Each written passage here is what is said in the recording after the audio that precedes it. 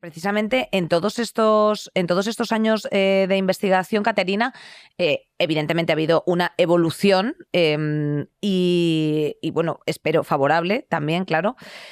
Y no sé si puedes decirnos un poco, o sea, como en grandes rasgos, cómo se reflejan esos valores de nuestra sociedad en el ordenamiento jurídico. O sea, qué es lo que tienen retratado en los tribunales como pues, un modelo de víctima. Una cosa que a veces como que desde la ignorancia pensamos que no se van a reproducir sesgos machistas o que los valores de la sociedad no se van a reproducir en un ámbito como es el judicial, ¿no? Con el prestigio que tiene.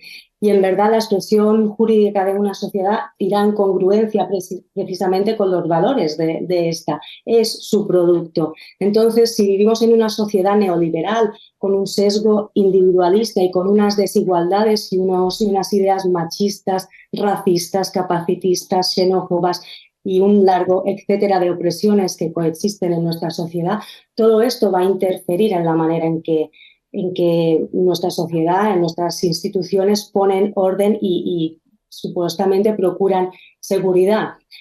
Entonces, de las ideas machistas, porque yo me centro en el machismo, pero me parece muy interesante y muy importante tener un punto de vista interseccional y ver cómo las opresiones que he mencionado antes también se Están manifiestan presentes, en claro. unos juzgados. Las ideas machistas en concreto están muy arraigadas en nuestra sociedad, esto es indiscutible. Entonces, los operadores jurídicos, habiéndose aculturado en la misma sociedad donde se aculturan los agresores, evidentemente conocen estas ideas machistas y las pueden reproducir en su contexto profesional. Y lo que os he dicho antes, el eje de la cultura machista es la categoría de víctima. ¿Cómo se entiende una mujer que pasa por un proceso judicial?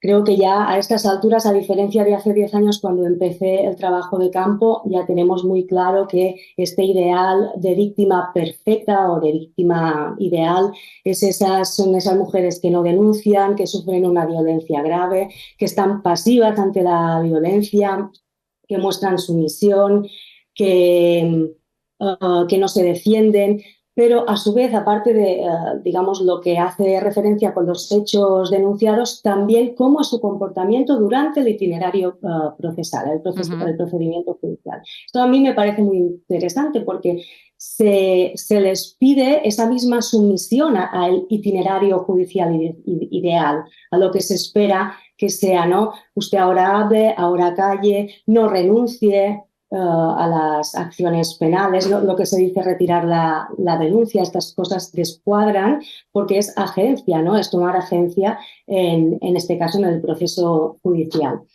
Y aunque tenemos ese ideal en la sociedad y en el ámbito jurídico, es verdad que después de los 8 años de investigación me encontré que en verdad no hay actitud correcta. Se critica si tienen miedo, si no tienen miedo, si son demasiado seguras o si son inseguras, si lloran o no lloran, si el relato es coherente o si no, o si tiene, digamos, incongruencias. Entonces es como nunca hay una manera, no he podido encontrar una manera, digamos, un manual de la buena víctima. Fíjate que Jenny Hermoso, en el juicio de Jenny Hermoso, ella misma ha dicho: yo no tengo por qué estar contando esto llorando, ni porque es una mala práctica de mi jefe, y para ser creíble no tengo que ponerme a llorar y a temblar, ¿no? De la buena víctima también hemos hablado aquí mucho.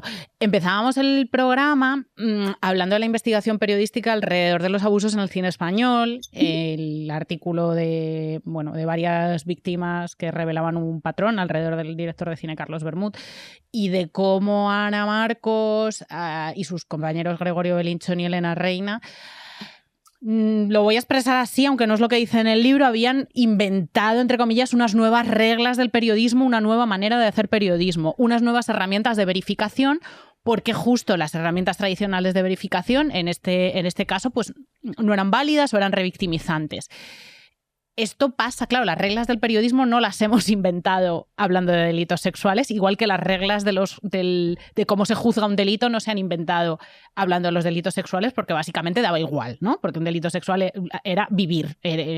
Abusar de las mujeres era una cosa que estaba tan normalizada que ¿para qué vamos a adaptar la judicatura al bienestar o a las pruebas de estos delitos? ¿Crees que se debería o existiría la posibilidad de cambiar cómo se cuestiona, cómo se juzga, cómo se llega a la verdad cuando se juzgan delitos sexuales? Porque, como decíamos al principio, es como muy difícil las pruebas documentales, muy difícil los testigos, muy difícil las pruebas médicas porque ha pasado un tiempo. ¿Esto se puede cambiar? ¿Se pueden inventar unas nuevas reglas? ¿Proponerlas al menos? Claro, el punto es que cómo se hacen las investigaciones y la instrucción, las declaraciones, nos va, digamos, en congruencia con las ideas que tiene la persona que aplica el derecho en este caso. Uh-huh. Si tenemos las ideas machistas, digamos, almacenadas y vemos unos hechos, no entendemos la violencia machista o no la queremos entender, y vemos unos hechos denunciados que no comprendemos, y además reproducimos esos estereotipos. Entonces, de alguna manera, una cosa que es muy importante es lo que he dicho antes, la expresión. Una violación es un abuso de poder en forma, ¿no?, de violencia sexual, pero lo que hemos visto, por ejemplo, en el caso de Lisa Mouliá, es un abuso de poder que tiene como origen las mismas ideas machistas en forma, en ese caso, de maltrato, de descrédito, de cuestionamiento constante. Entonces, ¿qué se tiene que cambiar? ¿La legislación o se tiene que hacer una revolución cultural?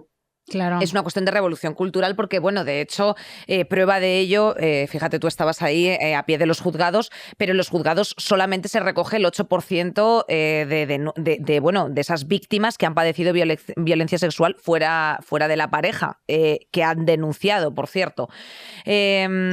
El tiempo promedio, además, es también revelador porque no es de forma inmediata en muchas de las ocasiones, está entre 8 meses y 8 años. O sea, lo que has descrito antes respecto de cuál era la víctima perfecta ilustra también muy bien cuáles son los tiempos que se toman pues para relatar este tipo de hechos. Incluso,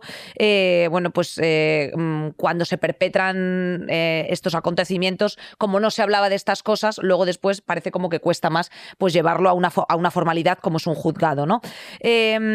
Esto me parece muy interesante y queríamos también hablarlo contigo, Caterina, que es pues eso, que se denuncie ya, ¿no? O sea, veíamos a Macarena Gómez y Aldo en una alfombra roja diciendo, a ver, que dejen de decir tonterías, si quieren, pues que lo denuncien, ¿no?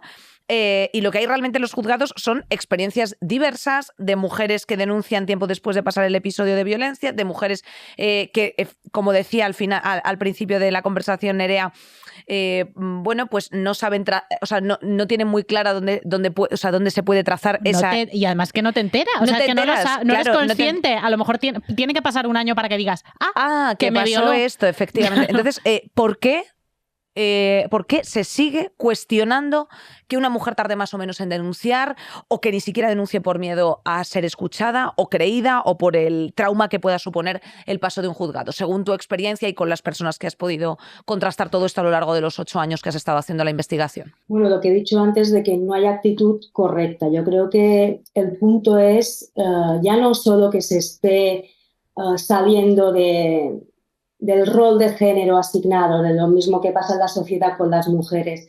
El punto es que se visibilice la violencia machista. La violencia machista forma parte de este orden patriarcal que tenemos en la sociedad.